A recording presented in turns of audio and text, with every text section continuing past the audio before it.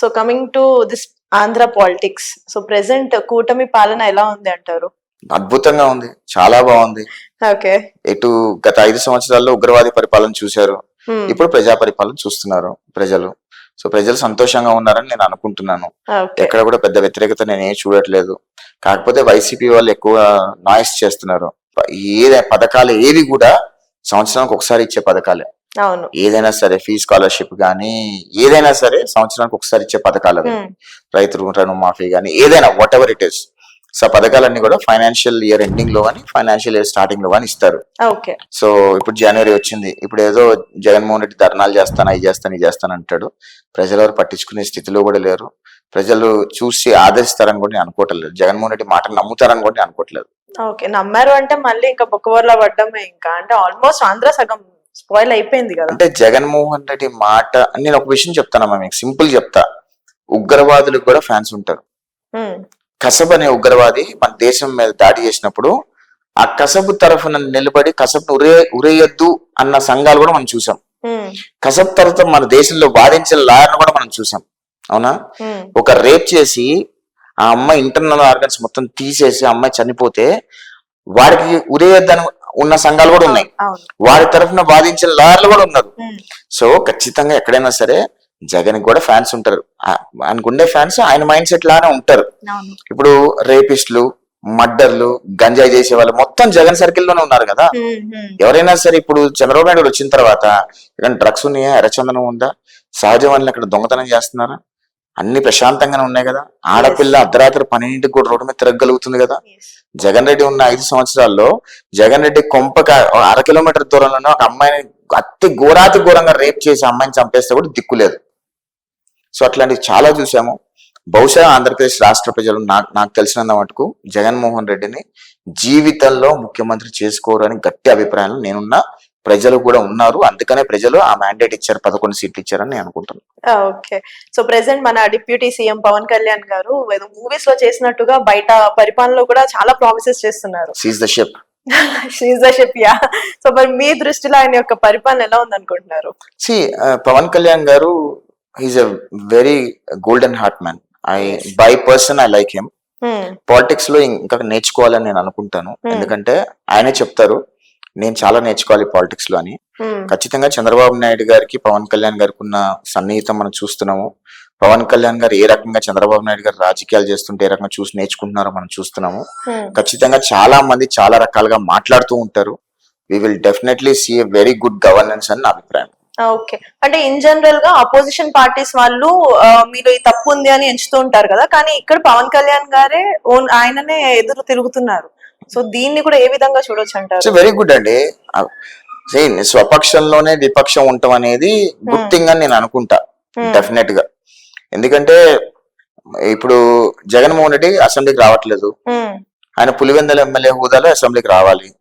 ఆయన ప్రధాన ప్రతిపక్ష హోదా ఇస్తేనే అసెంబ్లీకి వస్తా అంటున్నాడు.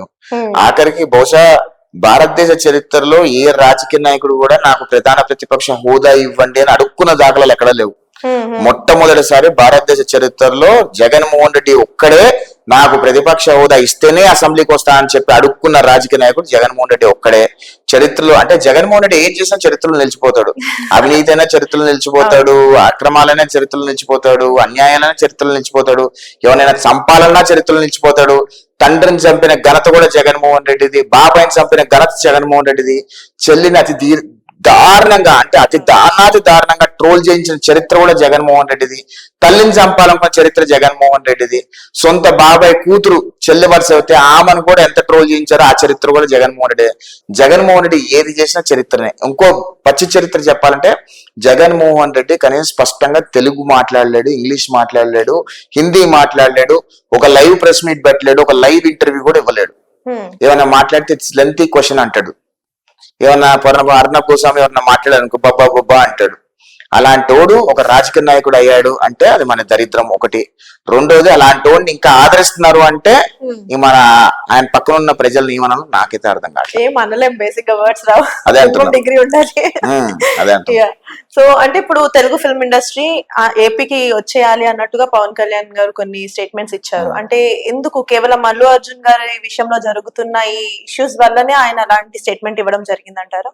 ఆ స్టేట్మెంట్ కి అల్లు అర్జున్ ఇష్యూకి పవన్ కళ్యాణ్ ఇచ్చిన స్టేట్మెంట్ కి ఎటువంటి పొంతం లేదమ్మా. ఓకే. ఖచ్చితంగా చంద్రబాబు నాయుడు గారు 2014 ముఖ్యమంత్రి అయినమ్మటనే ఆంధ్రప్రదేశ్ రాష్ట్రంలో కూడా ఒక మంచి ఫిలిం ఇండస్ట్రీ ఉండాలి, ఇక్కడ ఉన్న వాళ్ళందరూ కూడా ఆంధ్రాకి రండి అని చెప్పడం జరిగింది. అప్పుడు మెడ్రాస్ లో ఉన్న ఫిలిం ఇండస్ట్రీ ఎన్టీఆర్ గారు ఇక్కడ తీసుకొచ్చి, ఎన్టీఆర్ గారు ఎన్ఆర్ గారు తీసుకొచ్చి ఉమ్మడి ఆంధ్రప్రదేశ్ రాష్ట్రంలో పెట్టడం జరిగింది. ఈ రోజు మొత్తం ఇండియన్ ఫిలిం ఇండస్ట్రీకి తెలుగు ఫిలిం ఇండస్ట్రీ దిక్కుగా మారింది ఇప్పుడున్న సిచ్యుయేషన్ లో. సో ఖచ్చితంగా ఆంధ్రప్రదేశ్ రాష్ట్రానికి ఈ రోజు తెలుగు ఫిలిం ఇండస్ట్రీ రావాల్సిన అవసరం ఉంది. ఇప్పుడు ఆంధ్రప్రదేశ్ రాష్ట్రంలో చంద్రబాబు నాయుడు గారు కూటమి ప్రభుత్వంలో అందరికీ ఇస్తామంటున్నారు. ఖచ్చితంగా అన్ని చేయాల్సిన అవసరం ఉంది, వాళ్ళు వస్తారు. Allu Arjun issue is totally different issue. Allu Arjun issue చాలా అల్లు అర్జునే కాంప్లికేట్ చేసుకున్న ఇష్యూ అది, ఎవరో చేసిన ఇష్యూ కాదు. ఆయన ఇగోకి వెళ్ళి కాంప్లికేట్ చేసుకునే ఇష్యూ అని నా అభిప్రాయం. అంటే కానీ చాలా మంది సినీ ఇండస్ట్రీలో ఉన్న పెద్ద పెద్ద వాళ్ళే అల్లు అర్జున్ తప్పు లేదు, కేవలం రేవంత్ రెడ్డి గారు దీన్ని పర్సనల్ గా తీసుకుని ఇష్యూ క్రియేట్ చేస్తున్నారు అని చెప్పిన వాళ్ళు కూడా ఉన్నారు. కానీ ఇప్పటి వరకు పవన్ కళ్యాణ్ గారు మాత్రమే దీనిపైన స్పందించలేదు. అంటే ఇంకా జనాల్లో ఏంటి అని అంటే పవన్ కళ్యాణ్ గారికి అల్లు అర్జున్ కి మధ్యన ఇంకా విభేదాలు జరుగుతున్నాయని అనుకుంటున్నారు. మా పవన్ కళ్యాణ్ అనే వ్యక్తి ఇలా చిన్న చిన్న విషయాలు పట్టించుకునే దాఖలాలు ఉండవని నేను అనుకుంటున్నా. ఎందుకంటే చిరంజీవి గారి దగ్గర ప్రోడక్టే పవన్ కళ్యాణ్, చిరంజీవి గారి ప్రోడక్టే అల్లు అర్జున్, చిరంజీవి గారి ప్రోడక్టే రామ్ చరణ్. ఎవరైనా సరే ఆ మెగా ఫ్యామిలీలో వచ్చిన వాళ్ళందరూ చిరంజీవి దయదలిస్తేనే వచ్చిన వాళ్ళు వీళ్ళంతా కూడా. బీట్ అల్లు అరవింద్ కూడా చిరంజీవి గారి మీద డబ్బులు సంపాదించిన వ్యక్తి ఆయన, నా అభిప్రాయం అది. ఓకే, పవన్ కళ్యాణ్ గారు ఒక చిన్న విషయాన్ని పట్టుకొని ఊగులాడతారని నేను అనుకోవట్లా. ఒక చిన్న విషయం చెప్తానమ్మా, పవన్ కళ్యాణ్ అల్లు అర్జున్కి ఏమవుతాడు? బాబాయ్ అవుతాడు. ఒక బాబాయ్ ఒక పార్టీ నుంచి పోటీ చేస్తున్నాడు, ఆయన పార్టీ పెట్టుకున్నాడు, ఆ పార్టీ నుంచి పోటీ చేస్తున్నాడు. ఆ వ్యక్తినే వైఎస్ఆర్ కాంగ్రెస్ పార్టీ వాళ్ళు వాళ్ళ సొంత బాబాయిని, సొంత బాబాయ్ భార్యని, సొంత బాబాయ్ కూతుర్ని కూడా నీచంగా ట్రోల్ చేస్తే నువ్వు ఆ పార్టీకి పోయి సపోర్ట్ చేయటం న్యాయమా? ఆలోచించండి. నీ సొంత బాబాయ్ అంటే నీ బాబాయ్ కూతుర్లు వరుసగా నీకు కూతురులే కదా వాళ్ళు, నీ కూతుర్లనే అంత అసభ్యకరంగా ట్రోల్ చేసిన పార్టీకి వెళ్ళి నువ్వు సపోర్ట్ చేయడం కరెక్టా? నువ్వు ఆత్మవిమర్శనం చేసుకోవాల్సిన అవసరం అల్లు అర్జున్ ఉంది. సరే, ఫ్రెండ్ అయ్యుంటే he should have made one tweet saying that congratulations, good luck అని ఆయన సపోర్ట్ చేసి ఉంటే అయిపోయేది. అంత హోరీ యుద్ధం జరుగుతున్న టైంలో అల్లు అర్జున్ వెళ్ళి అంత అక్కడ సపోర్ట్ చేసి రావాల్సిన అవసరం లేదనే అభిప్రాయము మెగా ఫ్యాన్స్ లో కాదు, అల్లు అర్జున్ ఫ్యాన్స్ లో కూడా అదే అభిప్రాయం ఉంది.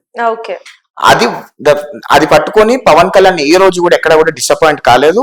అది వాళ్ళ అభిప్రాయం అని అనుకున్నాడు, ఆ ప్రకారమే రాజకీయాలు చేశారు, గెలిచారు, బయటకు వచ్చారు, చూసుకుంటున్నారు. ఎప్పుడైనా సరే పవన్ కళ్యాణ్ ఈ రోజుకి కూడా అల్లు అర్జున్ ఒక మాట, బాబాయ్ నాకు ఈ ఇబ్బంది ఉంది మీరు సార్ట్ చేయండి అంటే పవన్ కళ్యాణ్ ఇనిషియేట్ తీసుకొని చేసి ఉండేవాడు. నీకెందుకు ఇగో? పవన్ కళ్యాణ్ ఎందుకు నువ్వు అడగట్లేదు? అల్లు అర్జున్ అడగాలి కదా. పవన్ కళ్యాణ్ వచ్చి సాల్వ్ చేయాలా ఇష్యూ, లేదా అల్లు అర్జున్ పవన్ కళ్యాణ్ హెల్ప్ అడగాల? ఆబ్వియస్లీ ఈయన అవసరంలో ఉన్నారు కాబట్టి ఆయననే హెల్ప్ అదే అడగాలి. ఆయన అడగలేదు, ఆయన చేయలేదు. That's all it is. నేను అలానే చూస్తా ఇది. ఇంకొకటి ఏంటంటే అల్లు అర్జున్ ఈ సిచ్యుయేషన్ ఎందుకు అంత పెద్దగా చేశాడో అని నేను చెప్తానమ్మా. నా దృష్టిలో ఏంటంటే ఈ స్టాంపేడ్ అయింది, సరే ఆయన తప్పు చేశాడా, ఆయన వెళ్ళిపోయాడా, వెళ్ళిపోవని ఇవన్నీ పక్కకు పెడితే ఆ బాబు ఎవరైతే ఐసీయూలో ఉన్నాడో, ఆ మదర్ అయితే చనిపోయిందో, ఈ స్టాంపేడ్ అయిన రోజు రాత్రి జగపత్ బాబు గారు వెళ్ళి ఆ హాస్పిటల్కి వెళ్ళి చూసొచ్చారు. ఎవరు చెప్పకుండా ఆయన కామన్ మ్యాన్ దాకా వెళ్ళి చూసొచ్చాడు. అల్లు అర్జున్ కూడా కామన్ మ్యాన్ లాగా ఎవరికి చెప్పకుండా జస్ట్ పోలీస్ కి ఇన్ఫార్మ్ చేసేసి హాస్పిటల్కి వెళ్ళి ఆ చిన్న బాబుని చూసి అక్కడే ప్రెస్ మీట్ పెట్టి, ఈ బాబు నేను కాపాడుకుంటాను, ఎంత ఖర్చైనా నేను ఈ అబ్బాయిని బయటకు తీసుకొస్తాను, తల్లి చనిపోయింది, ఖచ్చితంగా కుటుంబానికి అండగా ఉంటాను, ఒక్క మాట చెప్పుంటే ఇష్యూ అంతా వచ్చేది కాదు. మళ్ళీ ఏం చెప్తాడు?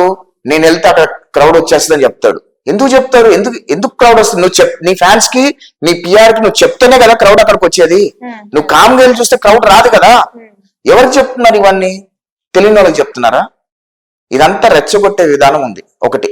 రెండోది, ఇష్యూ అయిన తర్వాత పోలీసు వాళ్ళ మధ్యలో ఆయన మధ్యలో జరిగిన విషయం, ఆయన ప్రెస్ మీట్ పెట్టడం అనేది కయ్యానికి కాలు దువ్వినట్టే అయిందని నేను అనుకుంటున్నా. అల్లు అర్జున్ ప్రెస్ మీట్ ఆయనే కెలుక్కున్నాడు అని అభిప్రాయం నేనున్నానమ్మా.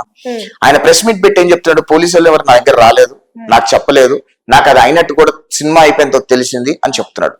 ఈ ఇష్యూ అయినట్టు పోలీసు వాళ్ళు ఎప్పటికప్పుడు అప్డేట్ చేస్తానే ఉన్నారు. అవన్నీ విజువల్స్ అన్ని పోలీసు వాళ్ళు బయటకు తీసుకొచ్చారు. పోలీసు వాళ్ళ గురించి అబద్ధాలు చెప్తే పోలీసు వాళ్ళు ఊరుకుంటారా? పోలీసు వాళ్ళు కూడా సీరియస్ తీసుకున్నారు ఇప్పుడు దాన్ని. అంటే నేను చెప్పినా సరే ఆయన చెప్పలేదు, మా మీద అబద్ధాలు వేసే ప్రయత్నం, వాళ్ళు ప్రెస్ మీట్ పెట్టి వాస్తవాలను బయట పెట్టారు. ఇది సీఎం కి సంబంధించిన విషయం కాదు. ఇది ఇది డిపార్ట్మెంట్ కి లా అండ్ ఎన్ఫోర్స్మెంట్ సంబంధించిన ఇష్యూ ఇది. అక్కడ స్టాంపేడ్ జరిగింది, పోలీస్ ఇన్ఫార్మ్ చేసినా సరే ఆయన వెళ్ళిపోలేదు. అక్కడ జనాలు చనిపోయారు. చనిపోయిన తర్వాత కూడా మళ్ళీ పోలీసుల మీద అబాండాలు వేసే ప్రయత్నం చేశాడు అల్లు అర్జున్. దాని తర్వాత పోలీసులు వచ్చి విజువల్స్ అన్ని బయటపెట్టి ఇప్పుడు ఆ కేసును పర్సూ చేస్తున్నారు. దీనిలో సీఎం రేవంత్ రెడ్డికి ఏం సంబంధం ఉంది? అంటే లాంచ్ రోజున ఆయన సీఎం నేమ్ కన్ఫ్యూజ్ అయ్యి నాకు గొంతు ఆరిపోయింది వాటర్ తాగడానికి అన్నట్టు కవర్ చేశారు కదా అల్లు అర్జున్ గారు. అంటే So, రాష్ట్రం అక్కడ ముఖ్య- అంటే నా పేరే మర్చిపోయావా నువ్వు, నీకు లైఫ్ లో నా పేరు గుర్తు పెట్టుకునేలాగా నేను చేస్తా అన్నట్టు రేవంత్ రెడ్డి గారు రివెంజ్ తీసుకుంటున్నారు అని కూడా నాకు తెలిసి రేవంత్ రెడ్డి గారు అట్లా చిన్న చిన్న విషయాలు పట్టించుకుంటారని నేను అనుకోను. అంటే కానీ ఆయన కూడా ఖచ్చితంగా ఒక గట్టిగా విషయాన్ని ట్రోల్ చెప్తా. అయ్యారు కదా మరి. కానీ ఒక విషయం అయితే చెప్తా, ఒక రాష్ట్ర ముఖ్యమంత్రి పేరు మర్చిపోవడం అనేది బ్లండర్. ఎస్ 2 days ముందు వరకు కూడా ఆయన ప్రీమియర్ షోలు కావాలి, అవి కావాలి, ఇవి కావాలి, టికెట్ రేట్లు పెంచుకోవాలని చెప్పి సీఎం ఆఫీస్ చుట్టూనే తిరిగారు కదా, రేవంత్ రెడ్డి గారు చుట్టూనే తిరిగారు కదా.